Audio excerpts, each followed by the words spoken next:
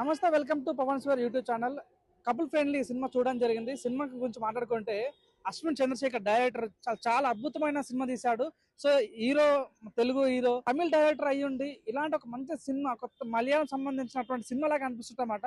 So Santosh Shobhan గారు అయితే సినిమాని తన భుజాల వేసుకుని తీసుకెళ్ళాడు. చాలా అద్భుతంగా అనమాట. అంటే ఒక ఫెయిల్యూర్ అయిన వ్యక్తి హీరోయిన్ వచ్చిన తర్వాత తను ఏ రకంగా సక్సెస్ అయ్యాడు అనే పాయింట్ చాలా చక్కగా చూపించారు. ఒక్కసారి మనం లవ్ చేస్తే చచ్చేంత వరకు విడిపోదన్న పాయింట్ సినిమాలో చాలా అద్భుతంగా చూపిస్తారు. ఈ సినిమాలో యోగి బాబు గానీ, రాజీవ్ కనకాల గానీ, సో మానస వారణాసి గారు కానీ అద్భుతంగా యాక్ట్ చేసి చెప్పొచ్చు. క్లైమాక్స్ సీన్ మాత్రం చాలా ఆకట్టుకుంటది. కపుల్ ఫ్రెండ్లీ సినిమా మాత్రం.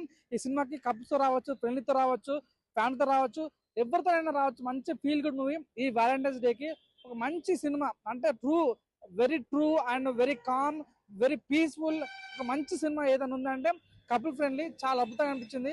నిజంగా అశ్విన్ చంద్రశేఖర్ చాలా అద్భుతమైన డైరెక్టర్. ఇది చాలా బాగా నచ్చింది. ఆ విషయాలు కపుల్ ఫ్రెండ్లీ మూవీ చాలా బాగా నచ్చింది. దీనికి ఇచ్చే రేటింగ్ ఏంటంటే 5/3.5 ఇస్తా. అంత చాలా బాగుంది అనమాట. సో సాంగ్ చాలా బాగుంది. క్లైమాక్స్ మాత్రం ఊహించరు, చూసిన తర్వాత ప్రతి ఒక్క కంటితో పెట్టుకుంటారు. అంత బాగా అనిపిస్తుంది. ఆ విషయాలు కపుల్ ఫ్రెండ్లీ సినిమా చాలా చాలా చాలా బాగుంది. సంతోష్ శోభన్ బాబు యొక్క కెరియర్ లో the biggest block buster movie ఏదని చెప్పుకుంటే కపుల్ ఫ్రెండ్లీ అనమాట. చాలా చాలా బాగుంది.